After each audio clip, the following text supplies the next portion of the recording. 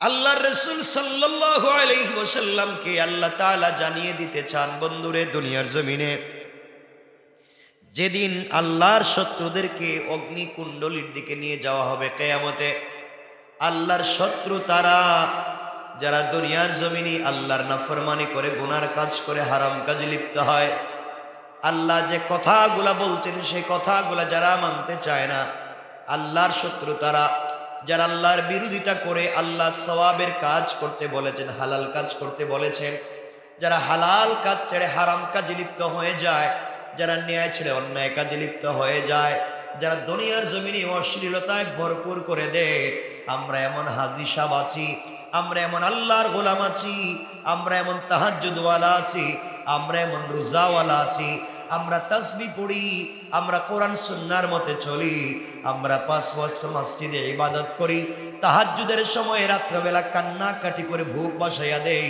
সেজদায় গেলে 10-15 মিনিট যায়, শুধু কান্না করি আর কান্না করি। আমরা এমন বুজুর্গ আছি, কিন্তু মসজিদ থেকে বের হয় নিজের ছেলেমেয়ের বিয়ের সময় ডেক সেট লাগাইয়া রাত দিন গান বাজাই, তখন আল্লাহর কথা মনে থাকে না। ঠিক কিনা বলেন? রাত দিন আমরা গান বাজনা করি, আজান হয়ে গেলে গান বাজনা বাদ্যযন্ত্র বন্ধ করে দেই, আজান শেষ হয়ে গেলে চালু করি। আমি জানতে চাই আজানে বন্ধ করলেন কোন কারণে? আজানে বন্ধ করতে বলছে কে? আর আজানের পরে চালু করতে বলছে কে? আল্লাহর নাফরমানি আজান হলেও বন্ধ থাকবে, আজান না হলেও বন্ধ থাকবে।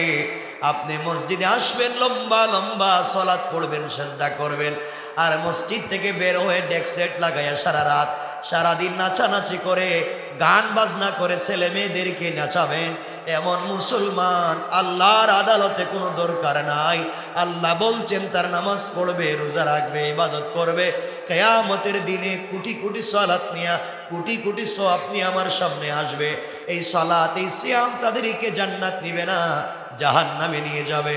কারণ মসজিদে তাদের চরিত্র আর চেহারা একটা, মসজিদ থেকে বের হয়ে গেলে আরেকটা। আল্লাহ বুঝাতে চাইলেন, গোলাম রে, এই মসজিদে যেভাবে আমি আল্লাহ আছি, মসজিদের বাহিরে আমি আল্লাহ আছি, তোমার সঙ্গে মসজিদের ভিতরে আমি আল্লাহ যেভাবে থাকি, গোলাম মসজিদের বাহিরে তোমার সঙ্গে আমি থাকি। তুমি মনে করেছো গান বাজনা যখন করো আমি দেখি না? আল্লাহ রাব্বুল ইজ্জত ওয়াল জালাল বলছেন, গোলাম রে, তুমি আমার শত্রু হয়ে গিয়েছো, তোমাকে যেই দিন জাহান্নামে নিব, তুমি মনে করতেছো তোমার বডি, তোমার চেহারা, তোমার দিল তোমার পক্ষে সাক্ষী দিবে। আজ যে আনন্দ উপভোগ করলা, হাত দিয়া ডুলে তাল দিলা, হাউসি বাম্পার করলা, নাচানাচি করলা, গান গাইলা, ও গোলাম তুমি মনে করেছো তোমাকে তোমার শরীর বাঁচাইয়া দিবে?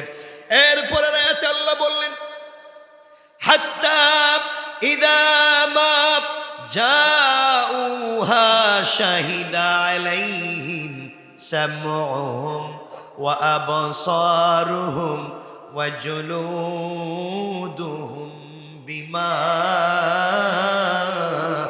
কানু ইয়ামালুন।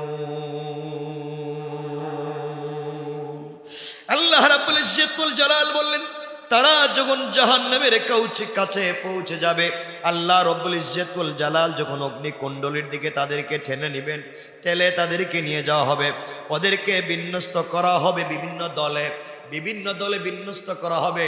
আমরা দেখব, কিরে আমাদের সাথে না নামাজ পড়লো, আমাদের সাথে না তাসবিহ পড়লো, আমাদের সাথে দাঁড়াইয়া দাঁড়াইয়া জিকির করলো, আমাদের সাথে হাত উঠাইয়া কান্না করে আল্লাহর কাছে কত কান্না করলাম, চোখের পানি ছেড়ে বুক বসাইয়া দিলাম। আর আজকে ওই লোকটা আলাদা দলে, আলাদা দলে বিভক্ত হয়ে, আলাদা গ্রুপে বিভক্ত হয়ে গিয়েছে, জাহান্নামে যায়। ব্যাপার কি? আল্লাহ বললেন, তারা যখন জাহান্নামের কাছে পৌঁছে যাবে, তখন তাদের কান, আল্লাহ রাব্বুল ইজ্জত ওয়াল জালাল বলেন, হাত মা জাউহা শাহিদু আলাইহিম শাহিদা আলাইহিম সামউহুম ওয়া আবসারুহুম।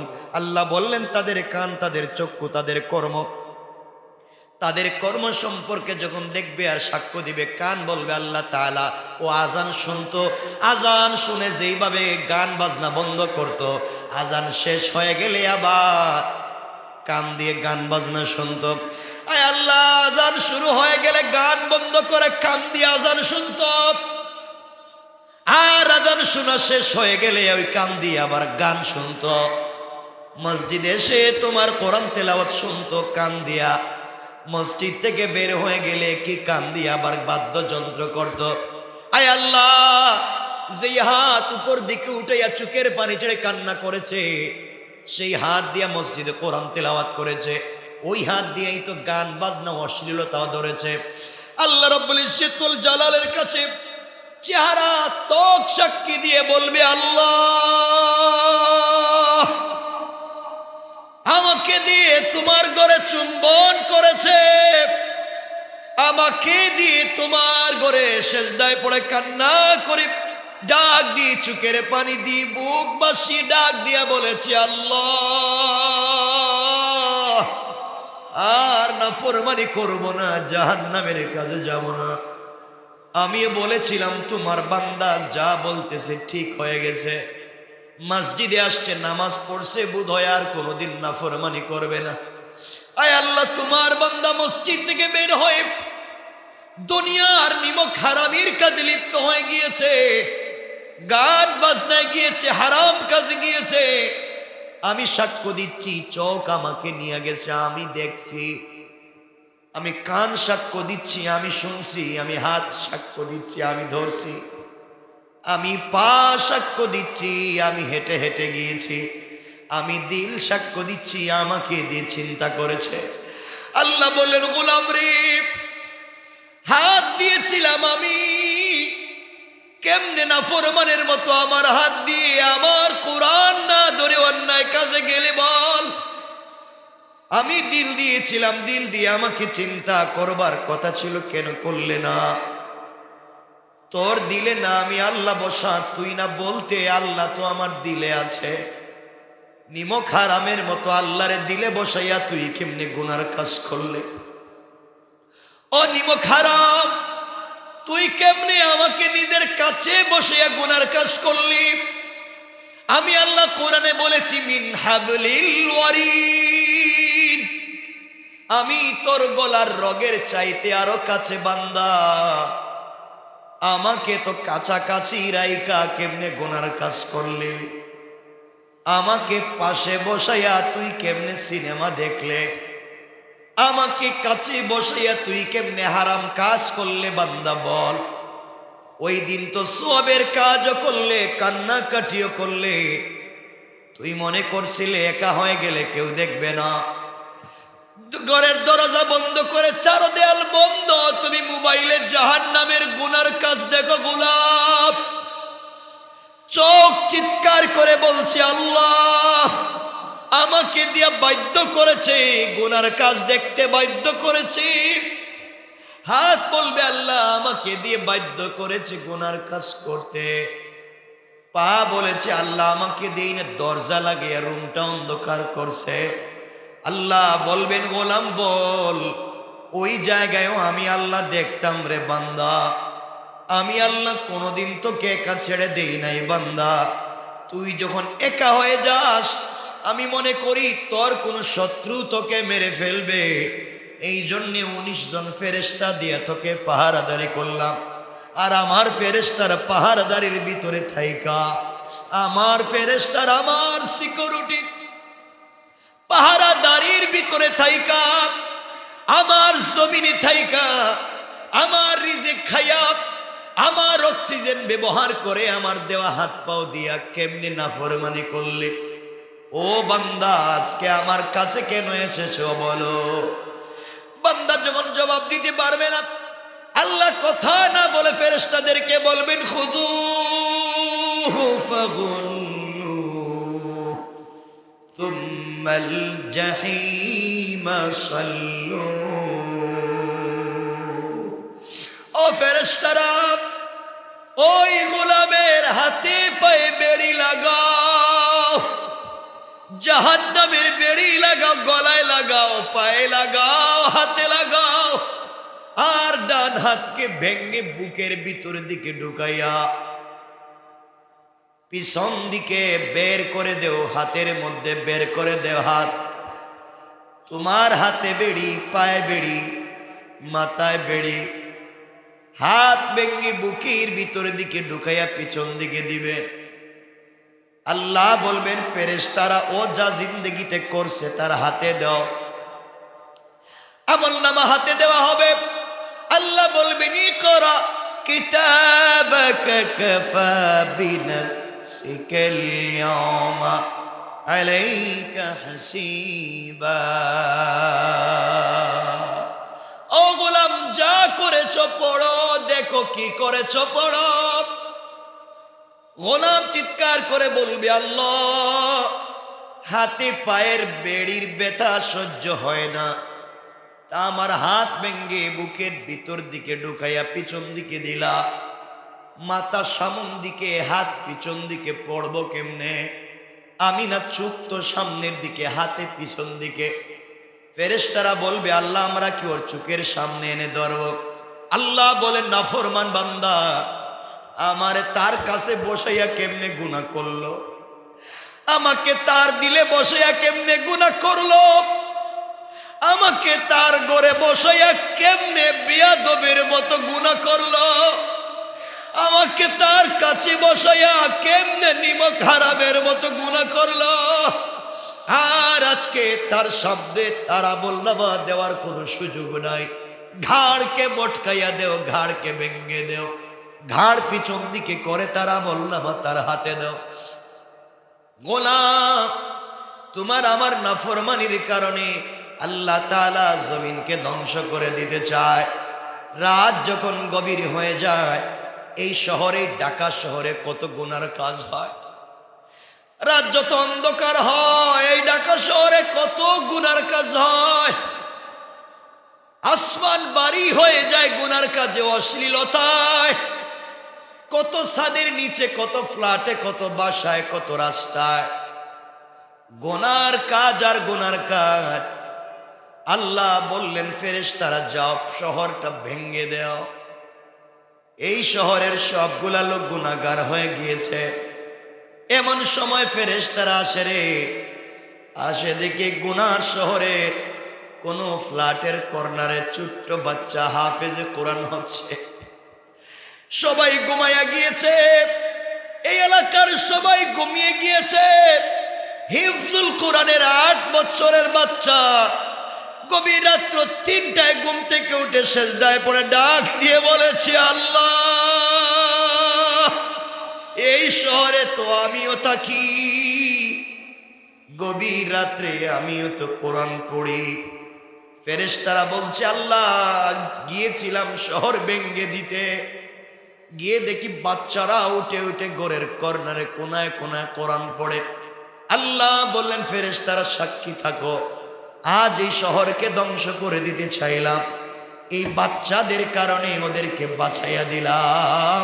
তারাও যদি ভালো হয়ে যায় আমি আল্লাহ সবাইকে কিয়ামতের দিন বাঁচাইয়া দেওয়ার ওয়াদা দিলাম। আল্লাহু আকবার।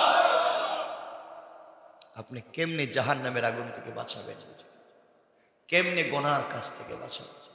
রব বলেছেন তুমি যত নাফরমানি করো, যত অন্যায় করো, কেউ দেখতেছেন না, দেখতেছেন কে? এখন আমরা বলেন জওয়ান ভাইদেরকে বলছি, ভাই তুমি আর আমি যে সিনেমা দেখতেছি, আমরা যা অন্যায় করি হয়তো আমাদেরকে কেউ বুঝে না। আল্লাহ রাসূল সাল্লাল্লাহু আলাইহি ওয়াসাল্লাম বলছেন আমি তোমাদের জন্য ভয় পাচ্ছি যে কিয়ামতের দিনে কোটি কোটি সওয়াব নিয়ে তোমরা আল্লাহর সামনে হাজির হবে, কিন্তু তোমাদের চেহারা মলিন থাকবে, ধুলায় দূষরিত থাকবে, তোমাদেরকে দুশ্চিন্তাগ্রস্ত দেখাবে। তোমাদের চেহারার দিকে তাকালে মনে হবে তোমরা কোনো জিনিসের ভয় পাচ্ছ, কিন্তু তোমাদের নেকির কোনো অভাব নাই, সওয়াবের অভাব নাই, পুণ্যের অভাব নাই। এরপরেও তোমাদের চেহারা মলিন থাকবে, ধুলায় দূষরিত থাকবে, ভয়ে আক্রান্ত থাকবে। আমি তোমাদের জন্য ভয় পাচ্ছি যে তোমরা জাহান্নামে যাবে। সাহাবায়ে কেরাম বলছেন ইয়া রাসূলুল্লাহ যেই লোকের কোটি কোটি নেকি থাকবে, কিয়ামতের দিনে এই লোকের চেহারা কেন মলিন থাকবে, দুলায় দূষরিত থাকবে, বিপদগ্রস্ত হবে। আল্লাহ রসুল সাল্লাল্লাহু আলাইহি ওয়াসাল্লামকে সাহাবায়ে কেরাম বলছেন, ইয়া রাসূল আল্লাহি, আপনি তাদের সম্পর্কে আমাদেরকে বলেন, আমরা যেন তাদেরকে চিনতে পারি অপরাধটা কি। রাসূল সাল্লাল্লাহু আলাইহি ওয়াসাল্লাম বললেন, তারা আলাদা কেউ নয়, তারা আলাদা কেউ নয়, তারা তোমাদের মতোই ভাই বোন। তোমরা যেভাবে সারাদিন নামাজ পড়ো, রাত্রবেলা ইবাদাত করো, তোমরা যেভাবে গভীর রজনীতে ঘুম থেকে উঠে সালাত পড়ো, তারাও পড়ে। তোমরা যেভাবে 5 ওয়াক্ত সালাত পড়ো, তারাও পড়ে। তোমরা যেভাবে আমাকে বুঝো, তারাও বুঝে। তোমরা যেভাবে রবের হুকুম পালন করবার চেষ্টা করো, তারাও করে। বলতে গেলে তারা আর তোমরা একই জিনিস, আলাদা কিছু নাই। সাহাবায়ে কেরাম বলছেন, ইয়া রাসূলুল্লাহ, তাহলে কি আপনি পরোক্ষভাবে আমাদেরকেই বলছেন আমরা নেকি নিয়ে আল্লাহর দরবারে যাব এবং কিয়ামতের দিন জাহান্নামী বিপদগ্রস্ত হয়ে উঠব? ব্যাপার কি? আমাদের অপরাধ কি? রাসূল বললেন, সবই সমান। তোমরা যা করো তারা তাই করে, তোমরা ইবাদত করো তারা তাই করে, তোমরা আমাকে ভালোবাসো তারাও আমাকে ভালোবাসে, তোমরাও রাত্রবেলা ঘুম থেকে উঠে ইবাদতে মশগুল হও, তারাও করে। ব্যবধান হচ্ছে তারা যখন একা হয়ে যায় তখন তারা গুনার কাজে লিপ্ত হয়। তারা যখন একাকী হয় তখন তারা গুনাহ করে আর মনে করে আমি তো দেখি না। তারা মনে করে কোনো মুসলমান তো দেখে না। তারা মনে করে অন্ধকারাচ্ছন্ন সমাজ, অন্ধকারাচ্ছন্ন রুম, কেউ দেখতেছে না, আমি তো একা একা গুনাহ করতেছি, কেউ বুঝে না। কিন্তু মনে রাখো, কেউ না বুঝলেও বুঝেন কে? কেউ না দেখলেও দেখেন কে? এখান থেকে রাসূল যাই বুঝালেন, আমার মনে হয় আমাদের কথা বলতেছিলেন। আমার দিলের তামান্না, আমার দিলের কথা রাসূল মনে হয় এই যে তাদেরকে বলছেন তোমার মতো আমাদের মতো, বলে বোধহয় আমাদের কথাই বলছেন। এই যে একাকী হয়ে গুনাহ করা, আমার মনে হয় আমরা যে এই যে একত্রিত হয়ে বসে আছি, আমরা সবাই ভালো কাজে লিপ্ত আছি, সবাই দ্বীনের কথা শুনতে আছি, সবাই আল্লাহর ঘর মসজিদে বসে আছি। রাসূল বোধহয় আমাদের কথাই বলছেন। আমরা যখন একা হই তখন গুনার কাজে লিপ্ত হই। আমরা যখন একা হই, একা একা কোথাও বসে থাকি, ঘরের ভিতরে হোক, গাড়িতে হোক, কোনো জায়গায় একা বসে থাকি মোবাইল ফোন হাতে নিয়ে, তখন আমরা মোবাইল ফোনেই গুনার কাজে লিপ্ত থাকি। কথা বলেন না কেন? আমরা যখন একা হয়ে যাই, টেলিফোন মোবাইল নিয়ে অশ্লীলতায় মত্ত হয়ে যায়, গান বাজনা সিনেমায় লিপ্ত হয়ে যায়, হারাম কাজে লিপ্ত হয়ে যায়, গুনার কাজে লিপ্ত হয়ে যায়। আমরা যখন একসাথে বসে থাকি কত সওয়াবের কাজ করি, আমরা নামাজও পড়ি, আমরা আল্লাহর রাসূলকে ভালোবাসি, আমরা সাদাকাও করি, আমরা সালাতও পড়ি, সিয়ামও করি, আমরাও গভীর রাতে তাহাজ্জুদও পড়ি। আমরাই আবার একা হয়ে গেলে গুনার কাজে লিপ্ত হয়ে যাই মোবাইল ফোন নিয়ে। মুসলমান, আপনাদেরকে আমি বলছি ভাই, আপনাদেরকে আমি বলছি, আমরা সবাই জাহান্নাম নিয়ে ঘুরতেছি, আমরা সবাই জাহান্নাম সাথে করে নিয়ে ঘুরতেছি। মনে রাখবেন, কিয়ামতের দিনে আমরা কে ভালো মানুষ, আমরা কে ভালো মানুষ। আবারও বলছি, এই যে আমরা এখানে যারা বসে আছি, আমি আবারও বলছি, এই যে আমরা এখানে যারা বসে আছি, আমরা কতটুকুন ভালো মানুষ আর কতটুকুন খারাপ মানুষ, এটা বুঝবার জন্য তাহাজ্জুদের দরকার পড়বে না, এটা বুঝবার জন্য রোজার নামাজের দরকার পড়বে না। আমরা কে কতটুকুন ভালো মানুষ মোবাইল চেক করলেই পরিষ্কার হয়ে যাবে। কথা বলেন না কেন? মোবাইল ফোন চেক করলেই বোঝা যাবে আমরা সবার সামনে কেমন চেহারায় চলাফেরা করি আর একা হলে কেমন হয়ে যায়। মোবাইল ফোন নিয়ে আমরা জাহান্নামের কাজে লিপ্ত হয়ে যাই। রাসূল তো আমাদের কথাই বলছেন, ও সাহাবীরা, আমি ভয় পাচ্ছি, দেখতে তোমাদের মতোই, ইবাদত তোমাদের মতোই, ভালোবাসা তোমাদের মতোই, রাত্রের সালাত তোমাদের মতোই, সব তো ঠিক, কোটি কোটি নেকি নিয়ে আমি আল্লাহর সামনে হাজির হবে, কিন্তু আমার মন বলছে আমি ভয় পাচ্ছি তারা যখন একাকী হয়ে যায় তখন গুনার কাজে লিপ্ত হয়। বলেন তো এই গুনার কাজে লিপ্ত হওয়া লোকের সংখ্যা আমাদের মধ্যে কম? বলেন না? ভাল লাগতেছে না একা একা বসে মোবাইল নিয়ে জুয়া খেলতেছি, মোবাইল নিয়ে গান সিনেমা দেখতেছি, মোবাইল নিয়ে নাটক দেখতেছি, মোবাইল নিয়ে কৌতুক দেখতেছি, মোবাইল নিয়ে অশ্লীলতায় মত্ত হয়েছি, মোবাইল নিয়ে কার্টুন দেখতেছি, মোবাইল নিয়ে গেমস করতেছি। এই যে আমরা যে কাজগুলা করলাম আপনারা বলেন সবগুলা তো সওয়াব হচ্ছে? কোন সওয়াব হচ্ছে? বলেন না সওয়াব না গুনাহ? বলেন তো মসজিদে এসে করি না কেন? আল্লাহ দেখতেছে। মসজিদে কে দেখতেছেন? কথা বলেন না কেন? মসজিদে গুনাহ করি না কে দেখতেছেন? হজে গিয়া গুনাহ করতেছি না কে দেখতেছেন? আর একা একা আল্লাহ দেখেন না? দেখেন না? কথাই আল্লাহ বলছে আমার আলোচনা। আল্লাহ রাব্বুল ইজ্জত ওয়াল জালাল কোরআনে কারীমের 24 নম্বর পারা 41 নম্বর সূরা সূরা হামিম আস-সাজদার 19 নম্বর আয়াত থেকে আল্লাহ বললেন ওয়া ইয়াউমা ইউহশারু আ'দাউল্লাহি ইলান নারি ফাহুম ইউজাউন। আল্লাহ রাব্বুল ইজ্জত ওয়াল জালাল বলছেন মুসলমানেরা যেই দিন আল্লাহর শত্রুদেরকে অগ্নিকুণ্ডের দিকে ঠেলে নিয়ে যাওয়া হবে, যেই দিন আল্লাহর শত্রুদেরকে, আল্লাহর শত্রু কারা? যারা ইবাদত করে তারা, বলেন যারা সওয়াবের কাজ করে তারা, কথা বলেন না কেন? যারা মোবাইল চালায় তারা, কেন মোবাইল আমরা চালাই না? সবাই চালাই। টেলিফোনে কথা বলেন না? না আমরা সব খারাপ কাজ করতেছি? আমরা সবাই মোবাইলে টেলিফোনে কথা বললেও কি খারাপ হয়ে গেল? বলেন না? আল্লাহর রাসূল সাল্লাল্লাহু আলাইহি ওয়াসাল্লামকে আল্লাহ তাআলা জানিয়ে দিতে চান বন্ধুরে দুনিয়ার জমিনে যেদিন আল্লাহর শত্রুদেরকে অগ্নিকুণ্ডলীর দিকে নিয়ে যাওয়া হবে কিয়ামতে, আল্লাহর শত্রু তারা যারা দুনিয়ার জমিনে আল্লাহর নাফরমানি করে, গুনার কাজ করে, হারাম কাজে লিপ্ত হয়। আল্লাহ যে কথাগুলা বলছেন সেই কথাগুলা যারা মানতে চায় না, আল্লাহর শত্রু তারা যারা আল্লাহর বিরোধিতা করে, আল্লাহ সওয়াবের কাজ করতে বলেছেন, হালাল কাজ করতে বলেছেন, যারা হালাল কাজ ছেড়ে হারাম কাজে লিপ্ত হয়ে যায়, যারা ন্যায় ছেড়ে অন্যায় কাজে লিপ্ত হয়ে যায়, যারা দুনিয়ার জমিনে অশ্লীলতায় ভরপুর করে দেয়।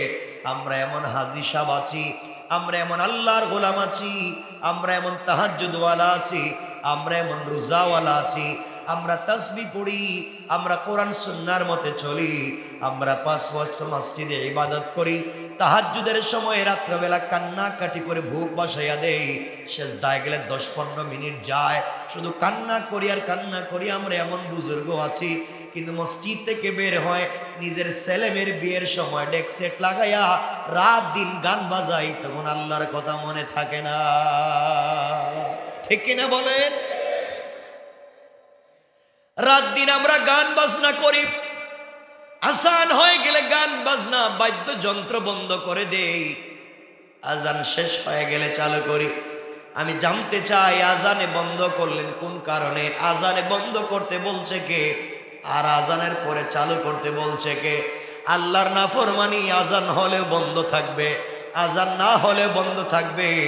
আপনি মসজিদে আসবেন, লম্বা লম্বা সালাত পড়বেন, সিজদা করবেন, আর মসজিদ থেকে বের হয়ে ডেক সেট লাগাইয়া সারা রাত সারাদিন নাচানাচি করে, গান বাজনা করে ছেলে মেয়েদেরকে নাচাবেন। এমন মুসলমান আল্লাহর আদালতে কোনো দরকার নাই।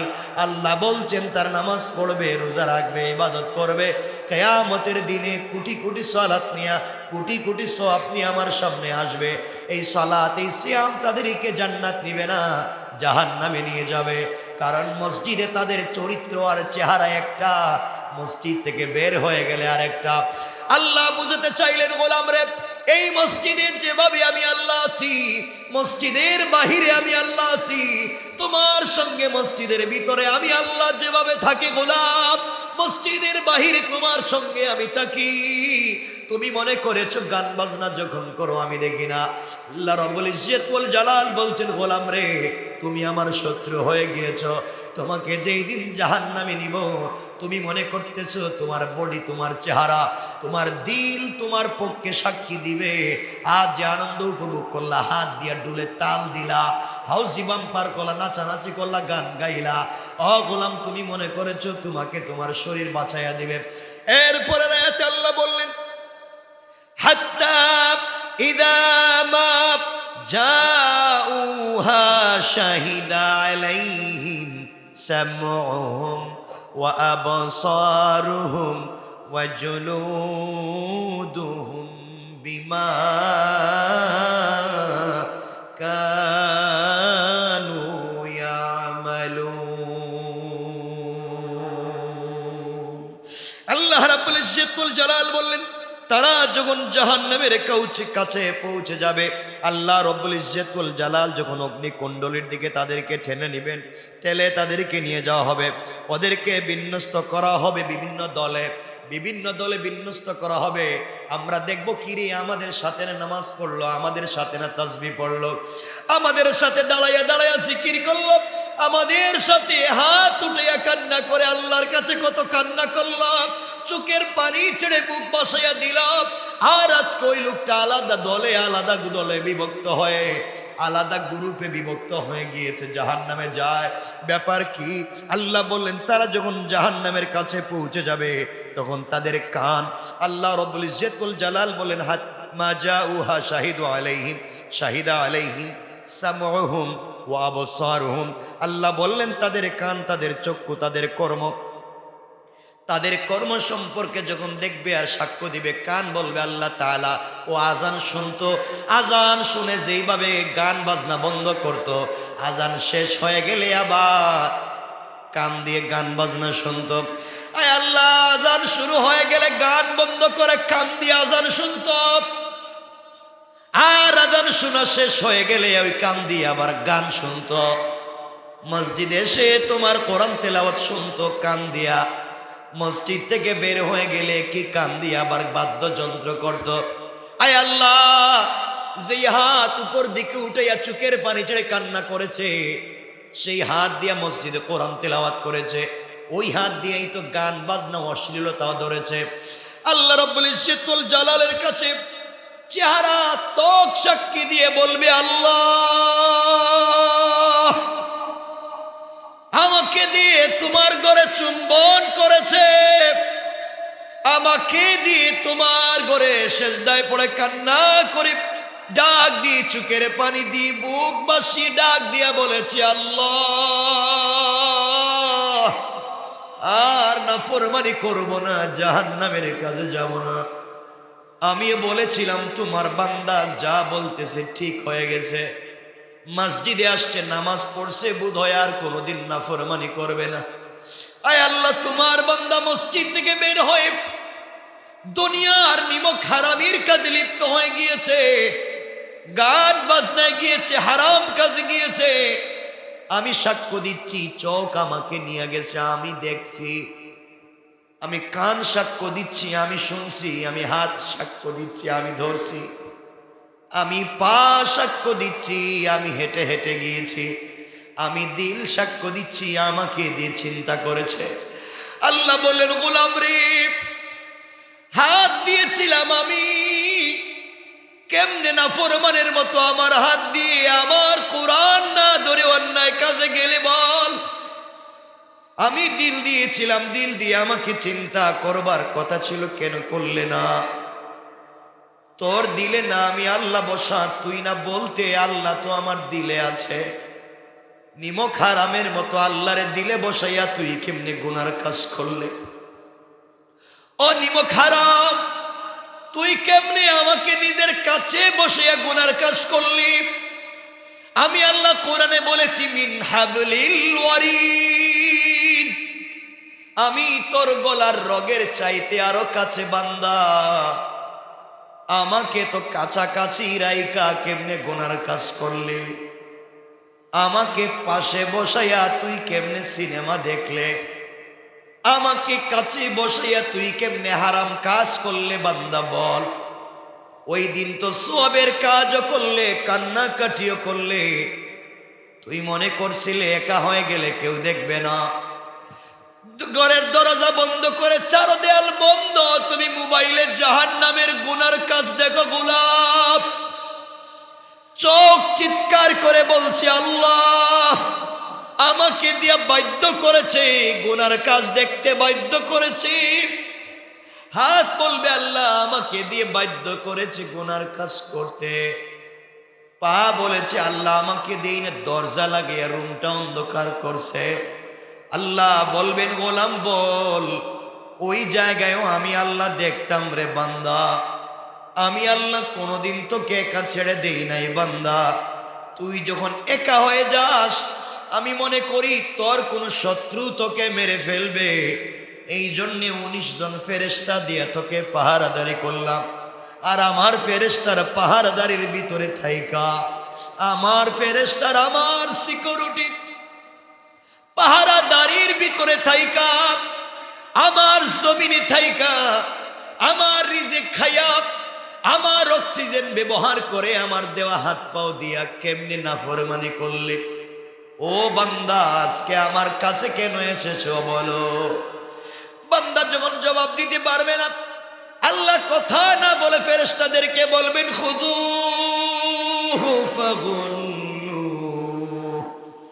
সুম্মাল জাহিমা সাল্লু। ও ফেরেশতারা ওই গোলামের হাতে পায়ে বেড়ি লাগাও, জাহান্নামের বেড়ি লাগাও, গলায় লাগাও, পায়ে লাগাও, হাতে লাগাও। আর ডান হাতকে ভেঙ্গে বুকের ভিতর দিকে ঢুকাইয়া পিছন দিকে বের করে দেও, হাতের মধ্যে বের করে দেও হাত। তোমার হাতে বেড়ি, পায়ে বেড়ি, মাথায় বেড়ি, হাত ভেঙ্গে বুকের ভিতর দিকে ঢুকাইয়া পিছন দিকে দিবে। আল্লাহ বলবেন ফেরেশতারা ও যা জিন্দগিতে করছে তার হাতে দাও। আমলনামা হাতে দেওয়া হবে। আল্লাহ বলবেন ইকরা কিতাবাকা কাফা বিনাফসিকাল ইয়াওমা আলাইকা হাসিবা। ও গোলাম যা করেছো পড়ো, দেখো কি করেছো পড়ো। গোলাম চিৎকার করে বলবে আল্লাহ হাতে পায়ের বেড়ির ব্যথা সহ্য হয় না, তা আমার হাত ভেঙ্গে বুকের ভিতর দিকে ঢুকাইয়া পিছন দিকে দিলা, মাথা সামন দিকে হাত পিছন দিকে পড়ব কেমনে। আমি না চোখ তো সামনের দিকে, হাতে পিছন দিকে।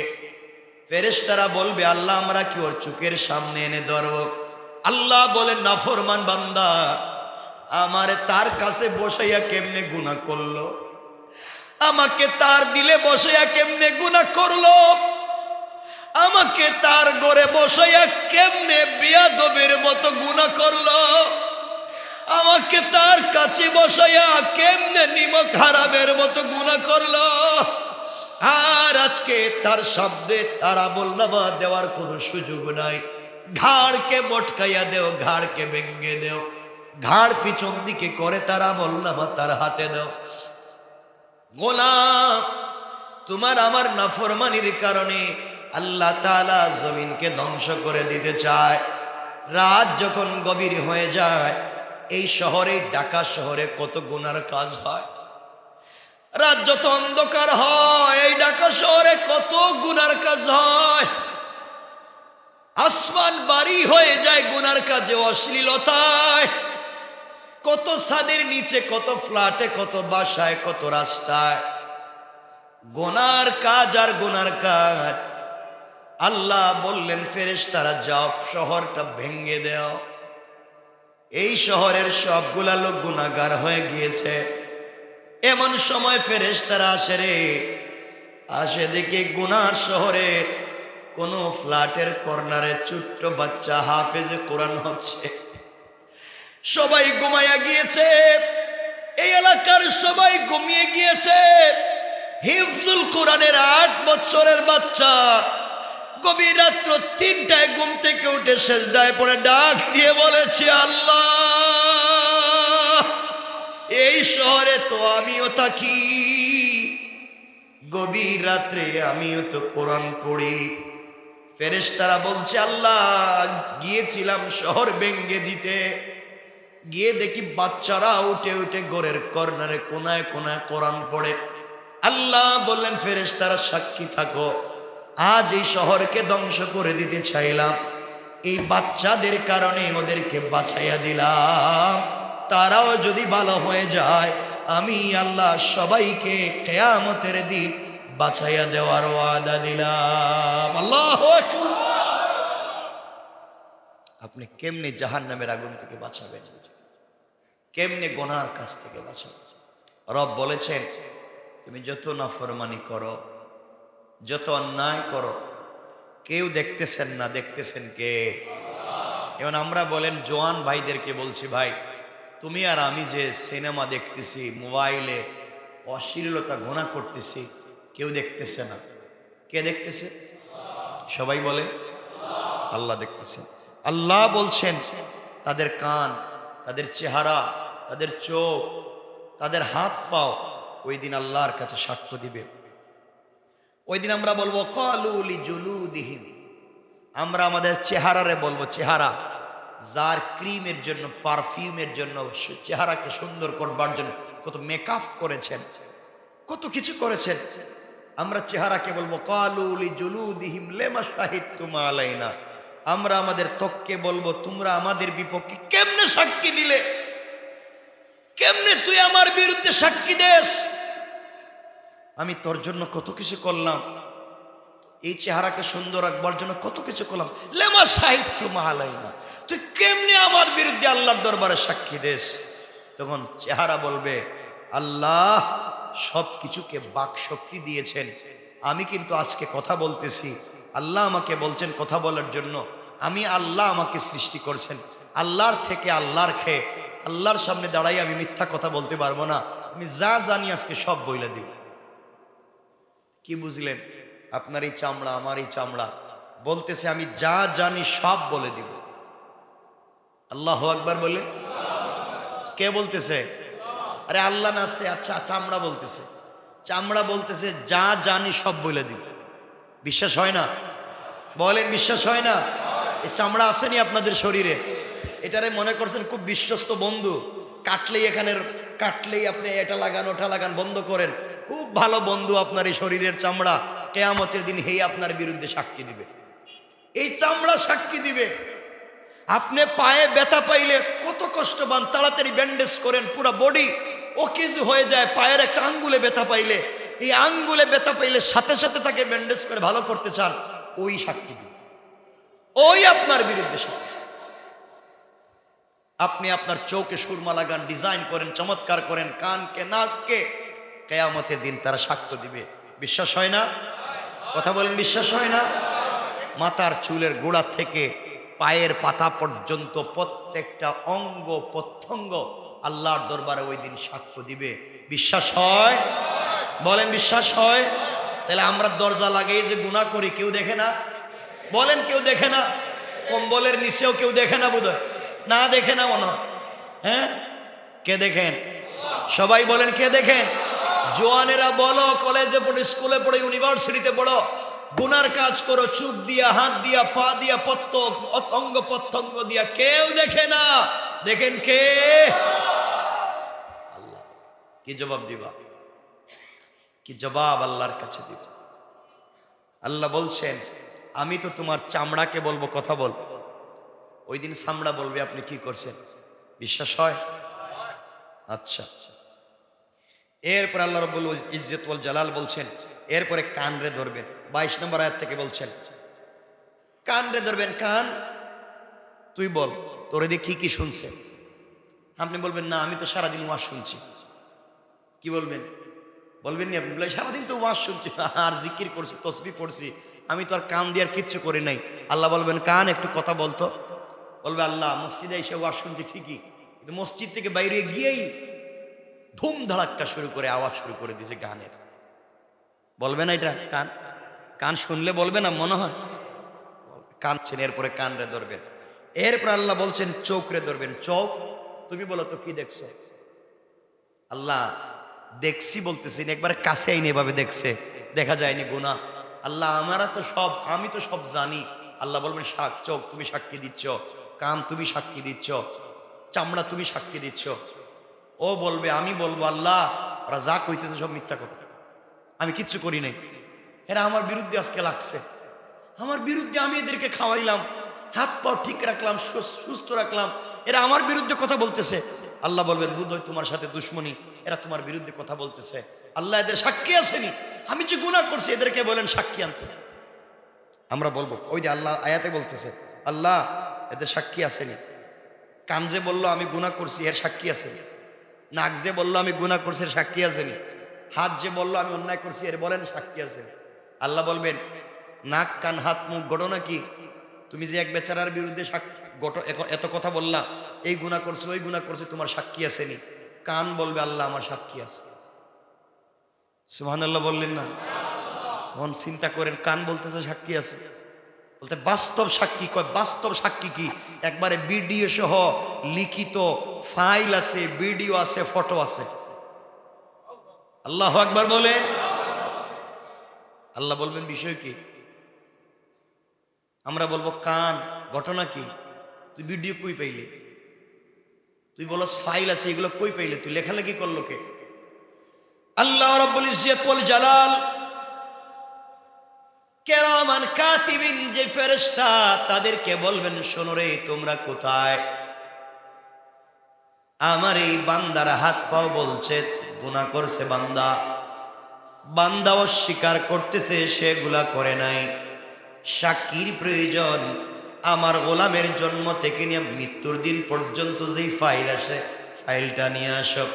ফাইল যখন নিয়ে আসবে, ওখানে দেখবেন ছবি তুলছে, আপনি মসজিদ থেকে কোন পাও দিয়া বাইর হইছেন, ছবিতে দেখা যায় ভিডিও করা, আপনি বাম পা না দিয়া ডান পা দিতেছেন, আপনি মসজিদে ঢুকবার সময় বাম পা দিয়া ঢুকতেছেন, আপনি খাবার খাইতে গিয়া চাইনিজে বাম হাত দিয়ে খাচ্ছেন, অর্ধেক খাবারকে অর্ধেক রেখে দিতেছেন, আপনি কোন দিন অন্ধকারে কোন রাস্তার চিপা গল্লিতে দাঁড়াইয়া কার বদনাম করছেন দেখা যায় ভিডিও সহ।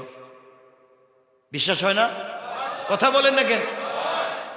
আমরা ডাক দিয়া বলবো আল্লাহ আমি কোথায় থুতু নিক্ষেপ করেছি, চোখ উল্টা করে কোন দিকে তাকাইছি, একটা বিষয় দেখি এরা ছাড়ে নাই, সবগুলা লিখে দিয়েছে, সবগুলা ভিডিও করেছে। আল্লাহ বলবেন বান্দারে, নিমক হারামের মতো সব তুমি ভুলে গেলা, কিন্তু আমি যাকে যে দায়িত্ব দিয়েছি সে তো তার দায়িত্ব ভুলে যায় নাই। এই জন্যই জমিনকে, গোলামকে যদি আল্লাহর পথে নিয়ে আসতে হয়, সমাজের ভিতরে দিনটাকে পূর্ণাঙ্গ পৌঁছে দিতে হয়, এই জমিনে আল্লাহর বিধান, কোরআনের বিধান ছাড়া, রসুলের চরিত্র ছাড়া এই সমাজের মানুষের চরিত্রের পরিবর্তন করা যাবে না। ঠিক কিনা জোরে বলেন? আমরা তো সব ভালো মানুষ, খারাপ মানুষ কেউ আসেনি। আমারে কেউ জিজ্ঞাসা করলে আমি কি বলবো যে আমি খারাপ মানুষ? কত ভালো মানুষ আমরা সবাই, কিন্তু এই ভালো মানুষের খোলসে যে খারাপ মানুষ বসে রয়েছে। আহা, আজকে আমরা কথাগুলো এভাবে শুনবেন, কত মানুষকে ঠকিয়ে খাচ্ছি। ব্যবসা বাণিজ্য করতে গিয়ে আমরা কতভাবে পাবলিককে ঠকিয়ে খাচ্ছি। আমি আশ্চর্য হয়ে গেলাম, গত মাস দিন আগেও গরুর গোশত কত ছিল কেজি? 800-900 টাকা ছিল, এখন কত? তাহলে হঠাৎ এটা কমলো কেমনে? এই সিন্ডিকেট ভেঙে গেল কেমনে? মনে রাখবেন, সুতরাং এইভাবে যারা সিন্ডিকেট করে জনগণের পকেটের টাকাকে একবারে রাক্ষসের মতো বের করে খাচ্ছেন, সিন্ডিকেট করে যারা দেশটাকে ধ্বংস করে দিতে চান, মনে রাখবেন আজকে যারা এই সমাজের মানুষকে পথে বসিয়ে দিচ্ছেন সিন্ডিকেট করে, দাম বাড়িয়ে, এই পৃথিবীতে আপনাদেরকে জবাব দেওয়া লাগবে। আমরা কিয়ামতের দিন আপনাদের বিরুদ্ধে আল্লাহর আদালতে সাক্ষী দিব। ঠিক কিনা বলেন? পাবলিককে রাস্তায় নামিয়ে দেওয়ার কারণে আজকে সিন্ডিকেট করে গরিব মানুষ, অসহায় দিন মজুর খেতে পারে না। আল্লাহর ওয়াস্তে এগুলা করবেন না, কারণ সমাজে যদি দিন পৌঁছে যায়, সমাজে যদি দিন চলে আসে, ইসলাম চলে আসে, এগুলো আর থাকবে না। থাকবে? বলেন থাকবে? থাকবে না। এই জন্য আল্লাহর ওয়াস্তে সবগুলা বুঝো। সমাজ যদি দিন চলে আসে, সমাজ কেমনে পরিবর্তন হবে। রাসূল পাক সাল্লাল্লাহু আলাইহি ওয়াসাল্লাম এর সাহাবীদের চরিত্র কেমন ছিল। আজকে দেখেন তো, আমার আফসোস হয়, যে কথা বলার জন্য কথা বলেছি, আফসোস হয় আমাদের আত্মীয় স্বজন মারা যায়, আমাদের বাপ মারা যায়, আমাদের আত্মীয় স্বজন মারা যায়, আমরা তাদের জন্য দাওয়াত করে মানুষের, গরিব মানুষের খাওয়াই না। কেউ বলে চল্লিশা করে করে, কেউ আরো কত কিছু করে, হাবিজাবি ঢং ঢং ঘুম ভাং কত কিছু করে। ইসলামে নাই তাও করে, ইসলামে আছে তাও করে, সব অন্যায় করে। তো আমি বলতে চাই যে কি বলে, আমি এটাকে বুঝাতে পারতেছি না। গরিব খাওয়াবে না, কি বলে যে একটা কি খাওয়াবে বলে, একটা গরিব খাওয়াবে না কি,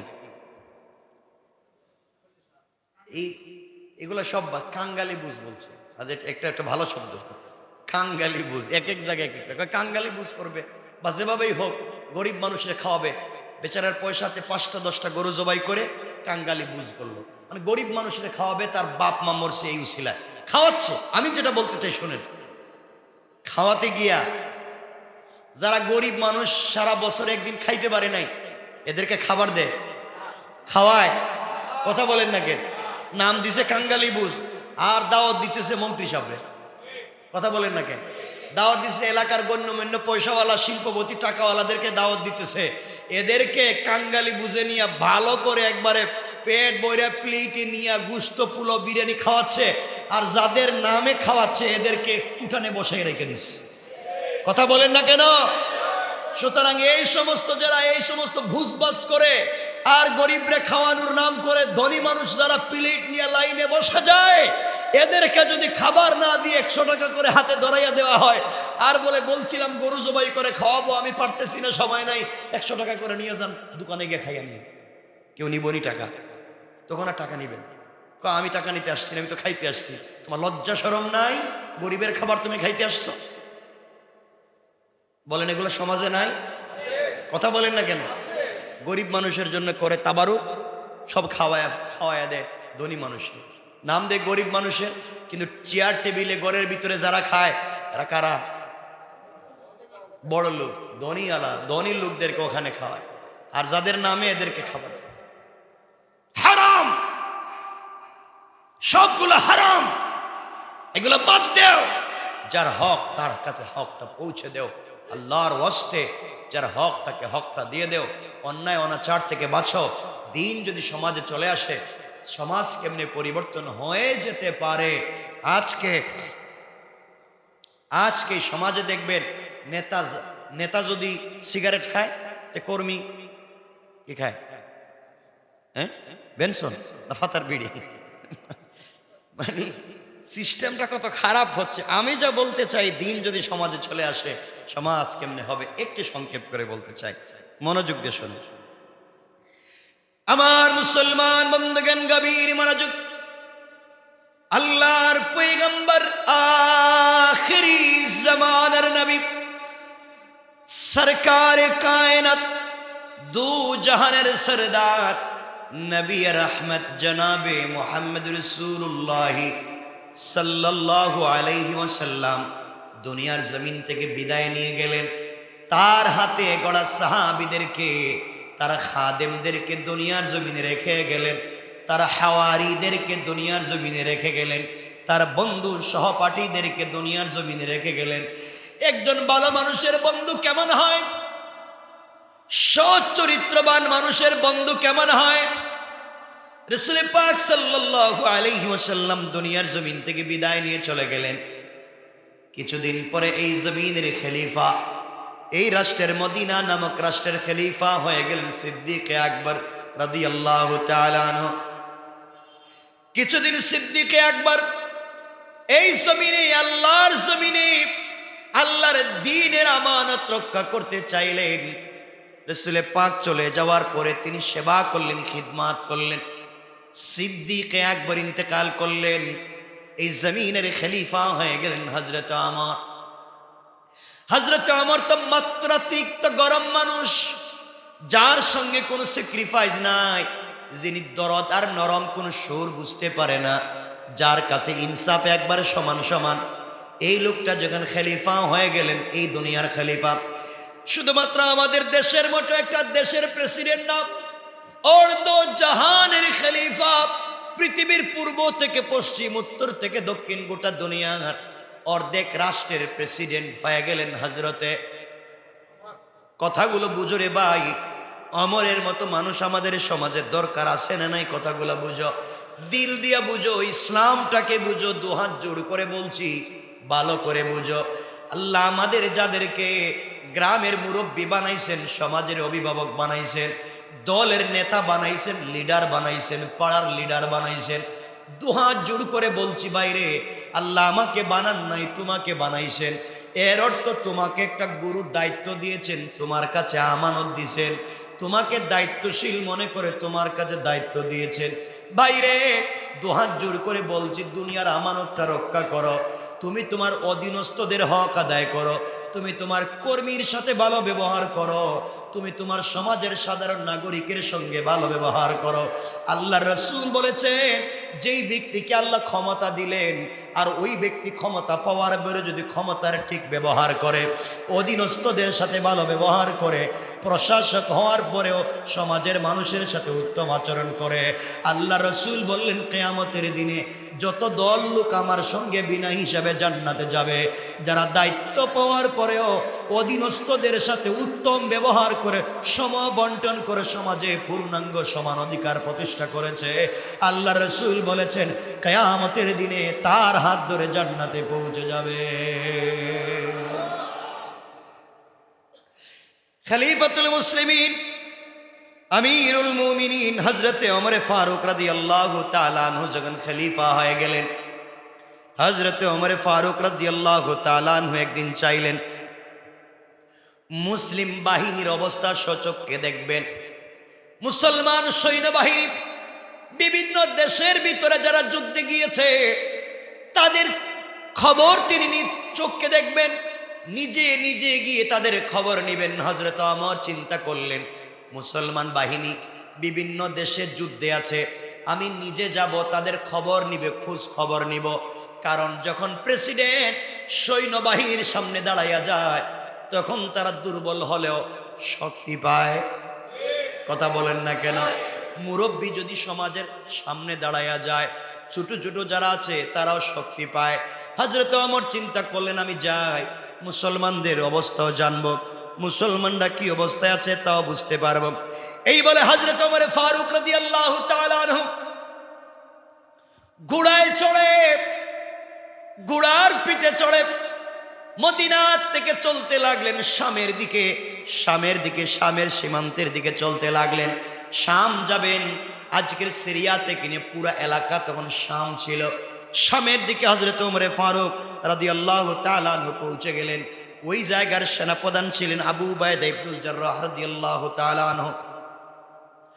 হযরত ওমর ফারুক রাদিয়াল্লাহু তাআলা আনহু মুসলিম জাহানের খলিফা, অর্ধ দুনিয়ার শাসক, আর বাকি অর্ধেকের ভিতরে যারা শাসন করে তারা মুসলিম খলিফাকে ট্যাক্স দেয়, কর দেয়, জিজিয়া দেয়। ট্যাক্স দিয়ে তারা সমাজের ভিতরে চলাফেরা করে। এমন একজন খলিফা হযরত ওমর একা একা ঘোড়ার পিঠে চড়ে, গ্রামের কথা বলছি না, গ্রামের লিডারের কথা বলছি না, অর্ধ পৃথিবীর লিডার ঘোড়ার পিঠে সওয়ার হয়ে চলতে লাগলেন।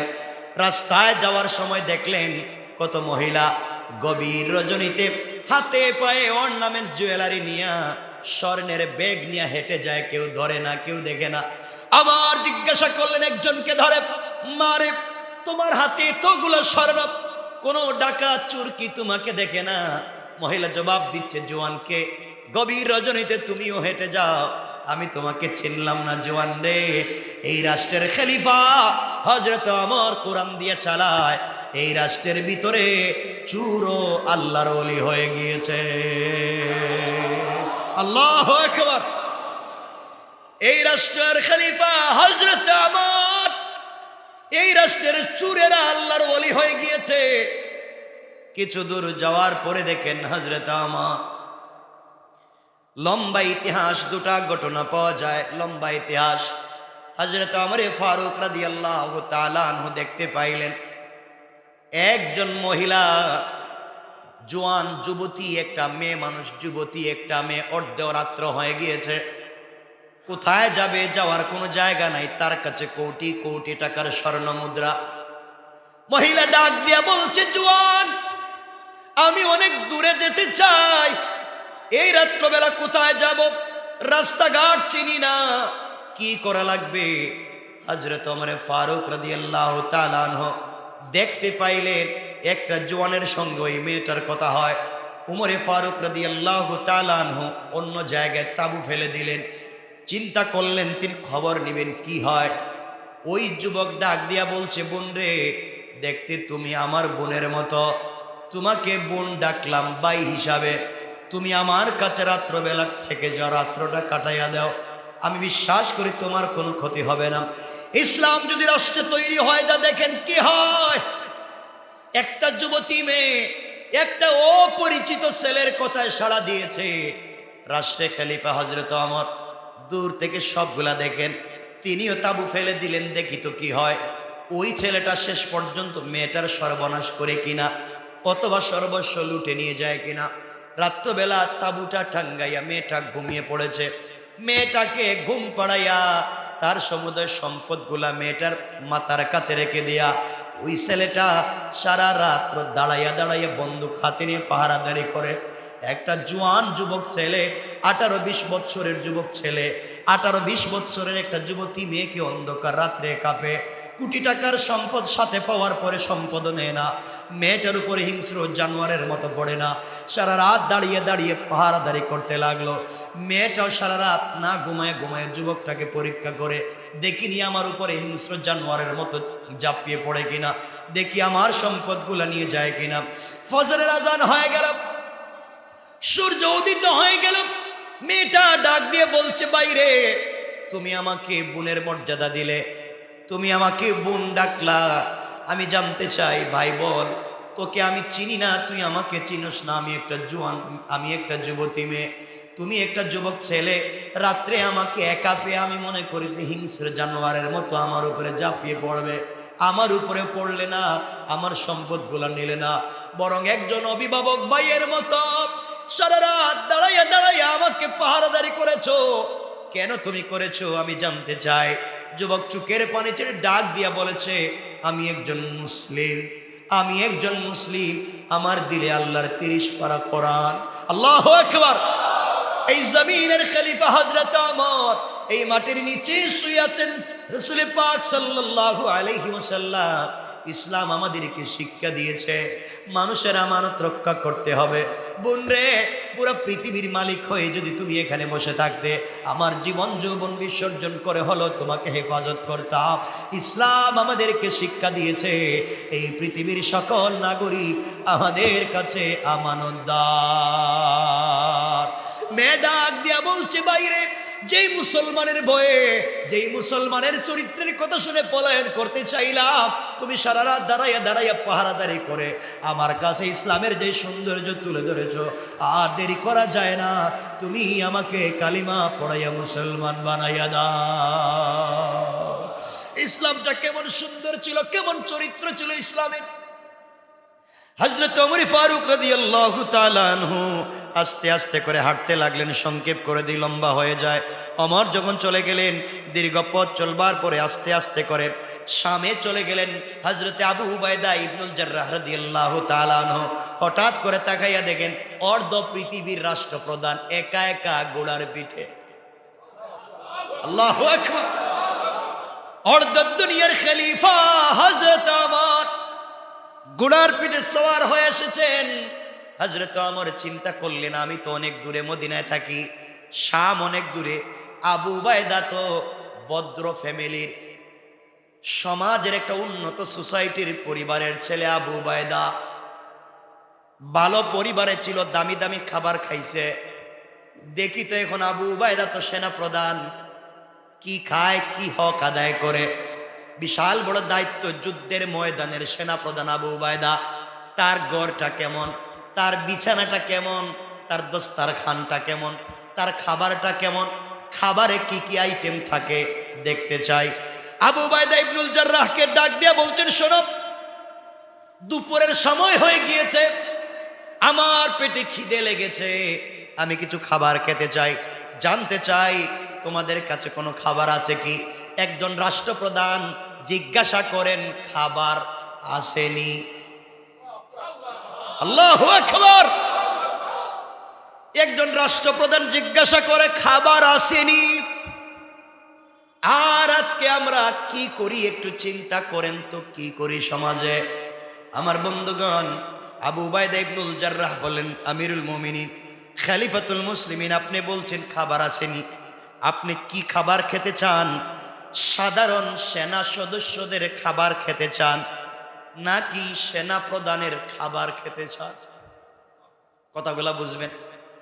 আবু উবাইদা ডাক দিয়ে বলছেন, খলিফা, আপনি কি সাধারণ সৈন্যদের খাবার খেতে চান নাকি সেনা প্রধানের খাবার খেতে চান? ওমর বললেন, আমি দুটোটা খাবার খেতে চাই। কিছু খাবার সেনা প্রধানের দস্তারখান থেকে খাবো, কিছু খাবার সাধারণ সৈন্যদের দস্তারখান থেকে খাবো। হযরত ওমর ফারুক রাদিয়াল্লাহু তাআলা আনহু বললেন, আমার সামনে আগে কোন খাবার নিয়ে আসবা? আবু উবাইদা ইবনুল জাররাহ বললেন, আমিরুল মুমিনিন, আপনার সামনে সাধারণ সেনা সদস্যদের খাবার দিতে চাই। সাধারণ সেনা সদস্যরা চিন্তায় পড়ে গেল, আমরা যা খাই তা কি খলিফাতুল মুসলিমিন খেতে পারবেন কিনা?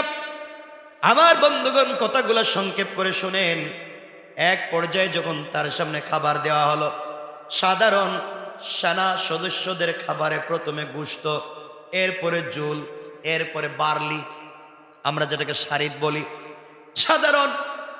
সাধারণ সেনাদের খাবারের মধ্যে আছে গোশত, আল্লাহু আকবার নাই, বার্লি, এগুলা দিয়া সাধারণ সৈন্যদের তালটাকে, সাধারণ সৈন্যদের দস্তারখানকে সাজিয়ে দেওয়া হলো। হযরত ওমর এখান থেকে কিছু খাবার খেলেন, কিছু খাবার নিলেন, কিছু গোশত নিলেন, কিছু জুল নিলেন, কিছু বার্লি নিলেন। এগুলা খাওয়ার পরে মাথা আস্তে আস্তে গরম হতে লাগলো। সাধারণ সৈন্যদের যদি এই খাবার হয়, সেনা প্রধান আল্লাহ জানে কি খায় প্রতিদিন। এবার বলছেন, আবু উবাইদা, আমি সেনা প্রধানের দস্তারখানে খেতে চাই। আমিরুল মুমিনিন হাজির। এবার সেনা প্রধানের দস্তারখান হাজির করে দেওয়া হলো। সেনা প্রধানের দস্তারখানে বসে দেখেন শুকনা কয়েকটা রুটি আর এক গ্লাস পানি, 2-3টা খেজুর ছাড়া আর কিছুই নাই। আল্লাহু আকবার। আমার ডাক দিয়া বলেন, আবু উবাইদা, সেনা প্রধানের খাবার কোথায়? আবু উবাইদা ডাক দিয়ে বলছেন, খলিফাতুল মুসলিমিন, আমি যেই দিন থেকে সেনা প্রধান হয়েছি ওই দিন থেকে শুকনা রুটি, কয়েক টুকরা শুকনা রুটি, আর ওই যে আপনি দেখতেছেন আধা গ্লাস পানি, অর্ধেক দুধ, এগুলা ছাড়া আমি আর কিছু খাই না। কারণ আল্লাহর কাছে কি জবাব দিব? আমি দায়িত্বশীল হয়েছি, আমি যদি আমানত নষ্ট করে আমি যদি বেশি খাই, আল্লাহর সামনে কি জবাব দিব? এই জন্যে আমি কষ্ট করে সেনা সদস্যদেরকে দামি দামি খাবার খাওয়া। হযরত ওমর ফারুক রাদিয়াল্লাহু তাআলা চোখের পানি ছেড়ে হাউমাউ করে কাঁদতে লাগলেন। কাঁদতে কাঁদতে বললেন, হে উম্মতের আমিন, হে উম্মতের আমিন, আবু উবাইদা ইবনুল জাররাহ, এই দুনিয়া আমাদেরকে পরিবর্তন করে দিয়েছে। এই দুনিয়ার জৌলস, দুনিয়ার লোভ লালসা আমাদেরকে পরিবর্তন করে দিয়েছে রে আবু উবাইদা। কিন্তু সেনা প্রধান হওয়ার পরেও দুনিয়া তোমাকে পরিবর্তন করতে পারে না। আল্লাহু আকবার। চিন্তা করলেন, ইসলাম যদি চলে আসে, একজন নেতার কি পরিবর্তন হতে পারে, সমাজ কেমনে পরিবর্তন হতে পারে। আল্লাহ আমাদের সবাইকে কবুল করুক। সকলে বলেন আমিন, আরো জোরে বলেন আমিন। অনেক সময় নিয়ে ফেলেছি আজকে। আমার কথা কি আপনারা বুঝতে পেরেছেন? আমার কথা কি আপনারা বুঝছেন? ইসলাম এই সমাজে কেমনে দিন জিন্দা করতে পারে। আল্লাহ আমাদের সবাইকে কবুল করুক। ভাই,